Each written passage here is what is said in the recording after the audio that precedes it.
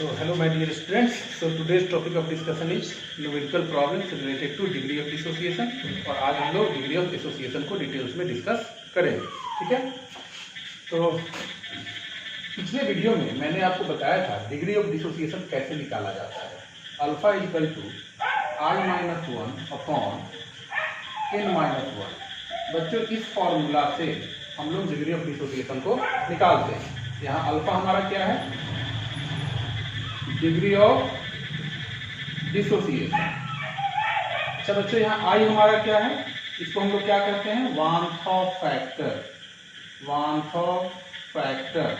और एन हमारा क्या है बच्चों, यहाँ number of particles, total number of particles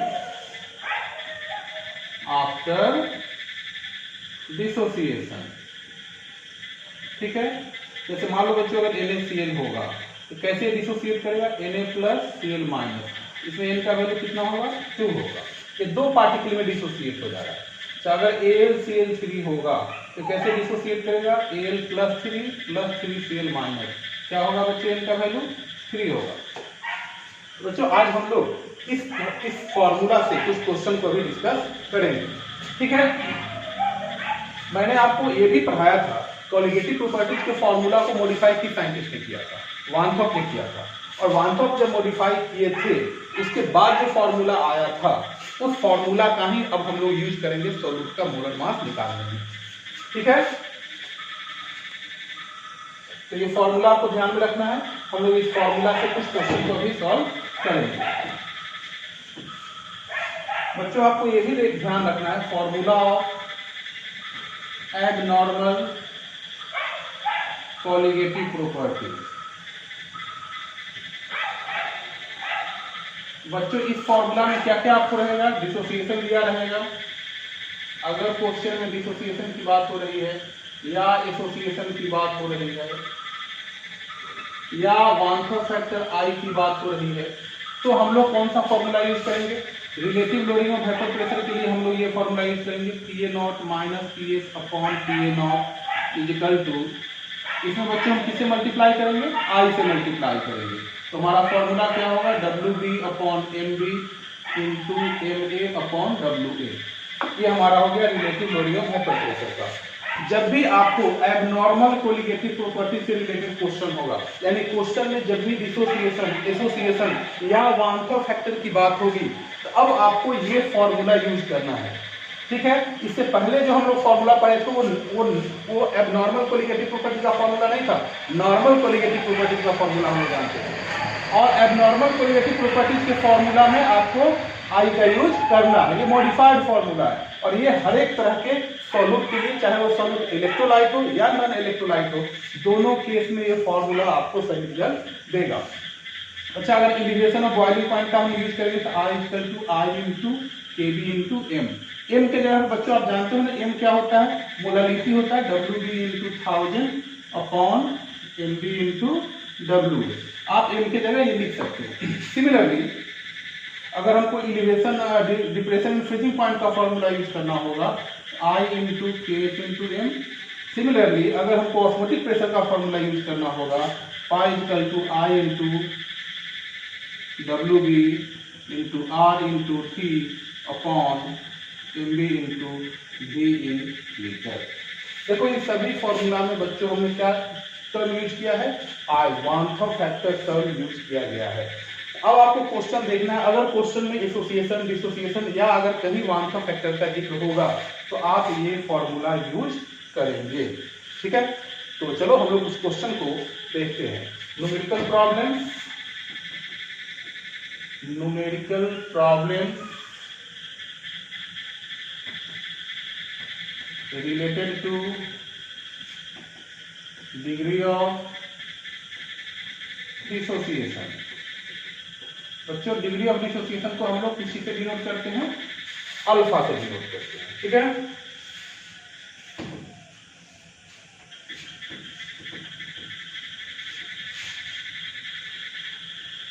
बच्चों एक क्वेश्चन है, question a decimolar solution of a decimolar molar solution of K4FeCN6 is 50% dissociated. Is 50% dissociated. बच्चों देखो डिसोसिएशन का केस आ गया, ठीक है। At 300 kelvin temperature, at 300 kelvin temperature calculate the osmotic pressure of the solution, calculate the osmotic pressure of the solution. बच्चों इस question को हम लोग कैसे बनाएंगे? अभी मैंने आपको ऑस्मोटिक प्रेशर फॉर्मूला निकालना भी सिखाया है। पाई इक्वल टू हमने क्या बताया है, I इंटू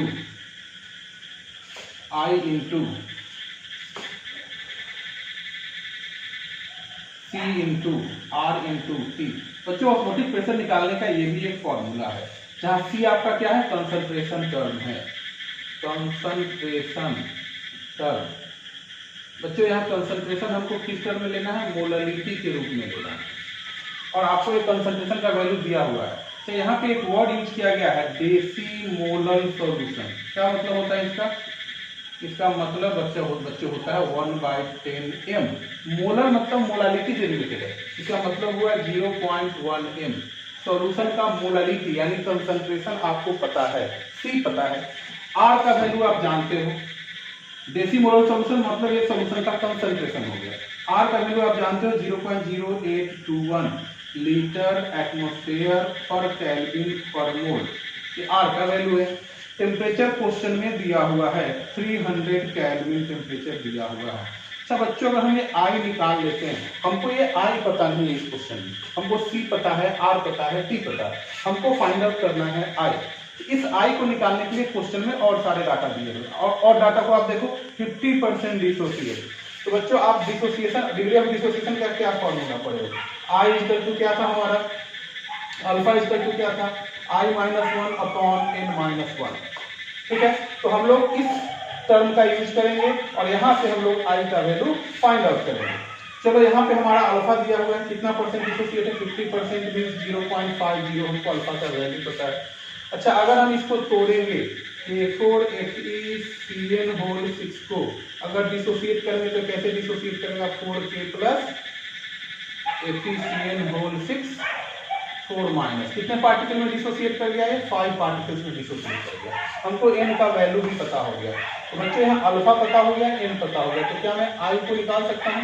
चलो निकालते हैं। अल्फा की जगह क्या लिखेंगे, 0.50, I-1 n की जगह क्या लिखेंगे, 5-1। ठीक है, इसको सॉल्व करते हैं। 0.50 ये हो गया I-1 5 में से 1 जाएगा तो क्या होगा, 4 होगा। तो 0.50 इंटू 4 इक्वल टू I-1। तो चलो इसको सॉल्व करते हैं, ये 2 हो जाएगा, 2 equal to I-1 and therefore I equal to हमारा आ गया 3। तो ये आपको दिखाई दे रहा है,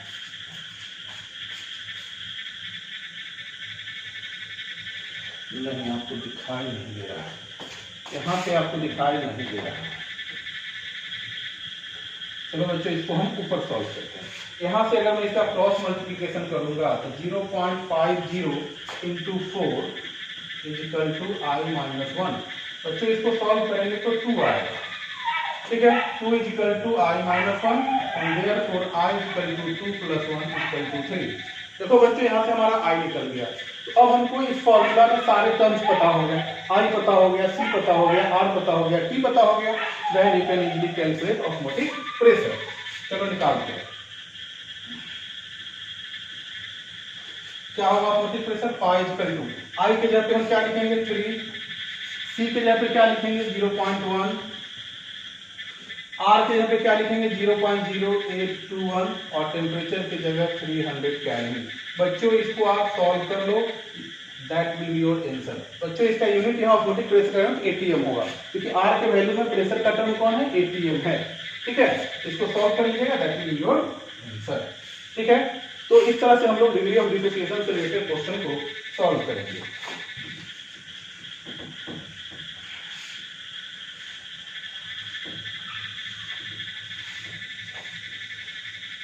चलो बच्चों एक और क्वेश्चन देखते हैं, question number 2। 0.01 molar solution of 0.01 molar solution means molality हमको पता है of K3FeCN whole 6, K3FeCN whole 6। बच्चों यह कॉम्प्लेक्स कंपाउंड है, आगे आपको मैं बताऊंगा। Freezes eight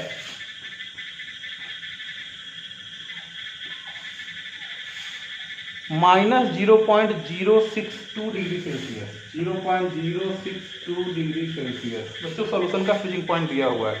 calculate the degree of dissociation, calculate the degree of dissociation.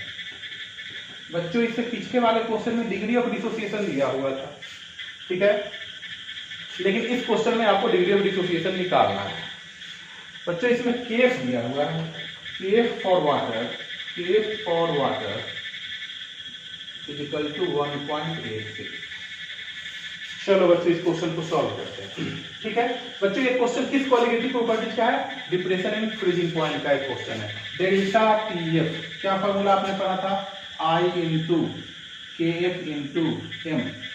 M बच्चों यहाँ मोलालिटी है, मोलालिटी सॉल्यूशन में मोलालिटी आपको दिया हुआ है। अच्छा देखो यहाँ पर, यहाँ डेल्टा TF क्या होता है? डिप्रेशन एंड फ्रीजिंग पॉइंट आप बच्चों पढ़ा होगा।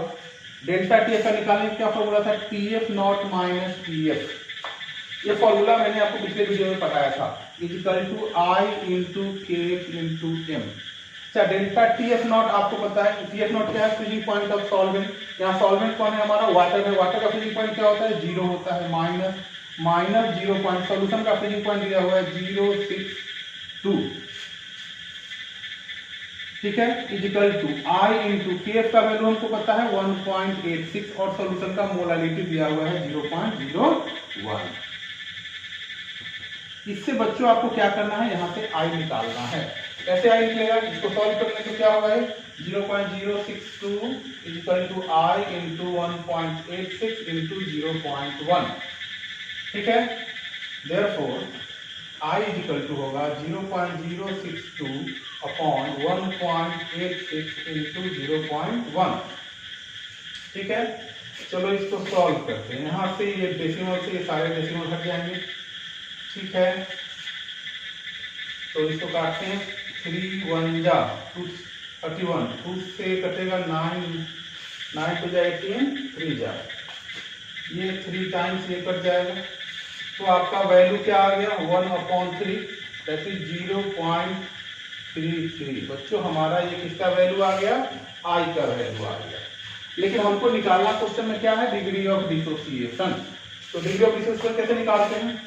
अल्फा इक्वल टू क्या फॉर्मूला होता है? I-1/n-1, ठीक है। अच्छा बच्चों यहाँ पे n का वैल्यू क्या होगा? ये जो K3 है FeCN होल 6, अगर आप इसको डिसोसिएट करेंगे तो कैसे टूटेगा? 3K plus FeCN whole 6 3 minus में टूटेगा। ये कितने पार्टिकल में डिसोसिएट हुआ? 4 पार्टिकल्स में। तो n का वैल्यू हमको पता है 4 होगा। क्या होगा? 4 होगा, ठीक है। सब बच्चों ये आपका रिजल्ट सही है, एक बार आप फिर से चेक कर लो। TF नॉट 0 माइनस 0.062, ठीक है। I into 1.86 into 0.01। बच्चों यहाँ पर 0.01 है, यहाँ पे कुछ गड़बड़ हो रहा है। यहाँ 0 आपका 01 है, तो 01 होगा तो ऊपर में एक 0 और जाएगा, यहाँ 10 हो जाएगा, 10/3 होगा। बच्चों इसको सॉल्व करेंगे तो 3.3 आएगा, ठीक है। इसको देख लीजिएगा, चेक कर लीजिएगा, सॉल्व कीजिएगा तो ये आएगा। तो अब क्या होगा? I का वैल्यू आप यहाँ डालोगे तो क्या होगा? ये 3.33 minus 1/4 minus 1 and that is equal to 2.33/3। और इसको अगर मैं काटूंगा तो क्या होगा? 7 3 जा 21, 2 13 7 3 जा। बच्चों इसका वैल्यू होगा 0.77। मीन्स ये जो हमारा ये जो सॉल्यूट है it will dissociate 70% in the solution. अगर आप इसको परसेंटेज में बच्चों चेंज करोगे तो क्या होगा? 77% हो जाएगा, ठीक है। ये आपका डिग्री ऑफ डिसोसिएशन हो गया। इस कंपाउंड का, ये जो कंपाउंड है K2H6 ये सॉल्यूशन में जाने के बाद कितने परसेंट डिसोसिएट करेंगे? 77% ये डिसोसिएट कर जाएगा। ठीक है,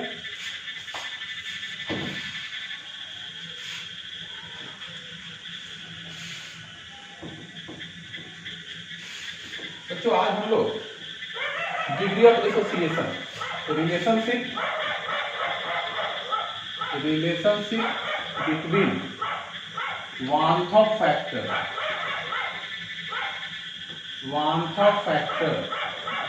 को किस चीज से डिनोट करते हैं? आई से। एंड डिग्री ऑफ एसोसिएशन को भी हम लोग अल्फा से ही डिनोट करते हैं। ठीक है, चलो आज हम लोग रिलेशनशिप इसको एस्टेब्लिश करते हैं। मान लेते हैं कि let us consider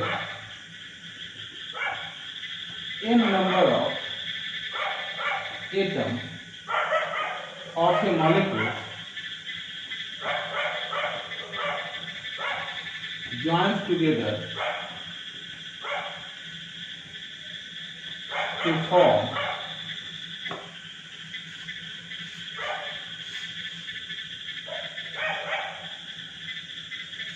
a molecule।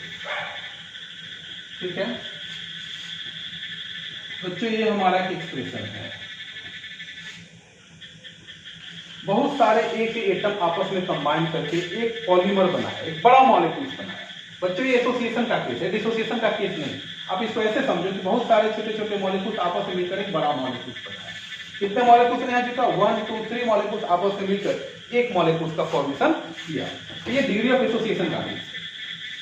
Initially मान लेते हैं, शुरू में इनिशियली जब रिएक्शन स्टार्ट नहीं हुआ था उस समय इसका नंबर ऑफ मोल्स 1 है। प्रोडक्ट तो कुछ बनेगा नहीं। आफ्टर या at the end of reaction, जब रिएक्शन खत्म हुआ तो इसके कुछ मॉलिक्यूल्स डिसोसिएट हो गए। मान लो इसका अल्फा मॉलिक्यूल डिसोसिएट हो गया, इसका कितना बनेगा? इसका अल्फा बाई n बनेगा। बच्चों 1 मोल के रेस्पेक्ट में अगर हम इसको निकालें, n मोल से इसका 1 मोल बन रहा है, तो 1 मोल से कितना बनेगा? 1 बाई n मोल बनेगा। यही अल्फा में 1 बाई n से हमने मल्टीप्लाई कर दिया। ये हो गया हमारा number of molecules after association. Alpha by क्या हो जाएगा? n होगा। आपको करना क्या है? आपको total number of moles after association आपको निकाल लेना है। कितना होगा ये इसका value? Total number of moles after association के बाद कितने टोटल नंबर ऑफ मोल्स बचेंगे? 1 minus alpha plus alpha by n। And total number of moles before association कितना है हमारा? एसोसिएशन से पहले हमने कितना मोल्स लिया था? 1 मोल लिया। तो यहां से हमारा रिलेशनशिप आ जाएगा। आई का वैल्यू आपको मैंने पढ़ाया था। आई क्या होता है? आई का फॉर्मूला आपने पढ़ा था, number of moles of solute after association और डिसोसिएशन। आफ्टर एसोसिएशन या डिसोसिएशन दोनों हो सकता है। डिसोसिएशन का केस होगा तो डिसोसिएशन लेंगे, एसोसिएशन का केस है तो एसोसिएशन लेंगे। And number of moles of solute before association और डिसोसिएशन। ये फॉर्मूला मैंने आपको पिछले वीडियो में पढ़ाया था। ठीक है, अब हमको आप बताइए कि यहाँ पर हम क्या लिखेंगे? Number of moles of solute after dissociation. Now total number of moles of solute after association. बच्चों ये एसोसिएशन का केस है। कितना है हमारा value? 1 minus alpha plus alpha by n। And the number of moles of solute before association. Before association कितना है इसका वैल्यू? 1। बच्चों इससे हमारा एक रिलेशनशिप आ जाएगा। क्या होगा? आई इक्वल टू, इसको सॉल्व करते हैं, 1 माइनस क्या होगा बच्चों? अगर मैं इसमें से अल्फा को कॉमन ले लूं, क्या होगा इसका? अगर यहाँ से अल्फा कॉमन ले रहा हूं, क्या आ जाएगा? 1 बाई n माइनस 1। ठीक है, इस 1 को इधर लाते हैं। I minus 1 equal to alpha into 1 by n minus 1 and therefore alpha equal to I minus 1 upon 1 by n minus 1। बच्चों ये फॉर्मूला हो गया हमारा डिग्री ऑफ अल्फा, यहाँ क्या है डिग्री ऑफ एसोसिएशन।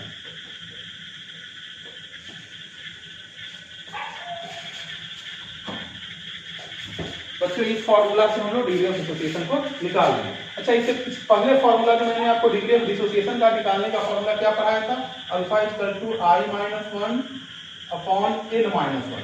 बच्चों दोनों में क्या अंतर है, यहाँ पर इसको कहते हैं डिग्री ऑफ डिसोसिएशन, ये है हमारा डिग्री ऑफ डिसोसिएशन। अंतर देखो, यहाँ भी आई माइनस वन, यहाँ भी आई माइनस वन, अंतर सिर्फ यहाँ डिनोमिनेटर में है, यहाँ एन माइनस वन है, यहाँ पर क्या है 1/n माइनस वन। आपको सिर्फ ये दोनों फॉर्मूला याद रखना है, आपको डेरिवेशन से मतलब नहीं है, आपको एग्जाम में क्वेश्चंस बनाने हैं, सॉल्व करने हैं, तो ये दो फार्मूला आपको ध्यान में रखने हैं और इन दोनों फार्मूला से हम लोग डिग्री ऑफ एसोसिएशन और डिग्री ऑफ डिसोसिएशन से रिलेटेड सारे क्वेश्चन को सॉल्व कर सकते हैं। ठीक है। अच्छा, इस फॉर्मूला में बच्चों अगर क्वेश्चन में डाइमर अगर दिया हो, क्या दिया हो डाइमर, तो डाइमर के केस में आपको n का वैल्यू क्या लेना है 2 लेना है, n का वैल्यू क्या लेना है 2। अगर क्वेश्चन में ट्राइमर दिया रहेगा तो n का वैल्यू आपको क्या लेना है 3। अगर टेट्रामर दिया रहेगा क्वेश्चन में, टेट्रा मींस क्या कि चार एटम आपस में कंबाइन करके एक बड़ा मॉलिक्यूल बना रहा है, इस केस में n का वैल्यू हमारा 4 होगा। ठीक है। इस तरह से क्वेश्चन में आपको ये सारे वैल्यू दिए रहेंगे, उसके अकॉर्डिंग आपको n का वैल्यू चूज करना है। ठीक है। अच्छा, मान लो अगर इसमें अगर हमारा सॉल्यूट 100% अगर एसोसिएट हो रहा है, 100% एसोसिएट हो गया, तो 100% अगर एसोसिएट होगा उस केस में अल्फा का वैल्यू क्या होगा 1 होगा। तो 1 होगा तो मैं इस वैल्यू को यहाँ डाल रहा हूँ। अगर इस फॉर्मूला में मैं अल्फा के जगह 1 लिखूंगा तो क्या होगा I minus one upon 1/n minus one. चलो इसको सॉल्व कर लेते हैं। 1/n minus one equal to I minus one cut गया, and therefore I equal to 1/n। देखो बच्चों, इसको ध्यान से रखना है, बहुत इंपॉर्टेंट रिलेशनशिप है। अगर हमारा सॉल्यूट 100% एसोसिएट होगा तो उस केस में आई का जो वैल्यू होगा वह n पर डिपेंड करेगा। जैसे डाइमर के केस में n का वैल्यू क्या है 2 है, तो बताओ यहाँ पे i का वैल्यू क्या होगा, क्या होगा i का वैल्यू, n का वैल्यू 2 होगा तो i का वैल्यू क्या हो जाएगा 1/2 होगा। ट्राइमर के केस में देखो n का वैल्यू अगर 3 होगा तो i का वैल्यू क्या हो जाएगा 1/3 होगा, यहाँ पर i का वैल्यू हो जाएगा 1/4। ये कब होगा, जब हमारा सॉल्यूट 100% एसोसिएट होगा, उस केस में i का वैल्यू n पर डिपेंड करेगा। जैसे मान लो एसेट, ठीक है, अगर इसके सल्फर के 8 एटम आपस में मिलकर एसिड बना रहा है, ठीक है, 8 atom of sulphur combine together and form acid, तो बच्चों यहाँ पे n का वैल्यू क्या होगा 8 होगा, तो बताओ i का वैल्यू क्या हो जाएगा, n अगर 8 होगा तो i का वैल्यू क्या होगा 1/8 होगा। और जैसे P4 4 फास्फोरस एटम आपस में कंबाइन करके P4 बनाते हैं, तो यहाँ n का वैल्यू कितना हो गया, number of atom combine 4, and therefore I equal to 1/4। ठीक है बच्चों, तो ये सब आपको ध्यान में रखना है। बच्चों ये केस कब एप्लीकेबल होगा, जब हमारा सॉल्यूट 100% एसोसिएट होगा। इसी तरह का केस मैंने आपको डिसोसिएशन में भी बताया था। डिसोसिएशन के केस में अगर हमारा सॉल्यूट 100% डिसोसिएट हो रहा है, 100% डिसोसिएट हो रहा है, तो उस केस में हमारा जो अल्फा था वह n के बराबर था। अल्फा का हमारा जो I था वह n के बराबर होगा अगर सॉल्यूट 100% डिसोसिएट होगा, और अगर सॉल्यूट 100% एसोसिएट होगा तो I का वैल्यू जो होगा 1/n के इक्वल होगा। ठीक है, तो आपको डिसोसिएशन और एसोसिएशन के फॉर्मूला को ध्यान में रखने हैं। आज मैंने आपको डिसोसिएशन के कुछ क्वेश्चंस कराए थे, अगले वीडियो में मैं आपको एसोसिएशन से रिलेटेड भी बहुत सारे क्वेश्चंस कराऊंगा, और एक और टर्म है जिसको हम लोग डिस्कस करेंगे, डिसोसिएशन कांस्टेंट ऑफ AC। ठीक है, उसका डिग्री ऑफ डिसोसिएशन से क्या रिलेशनशिप है। ठीक है, आज के लिए इतना है, थैंक यू।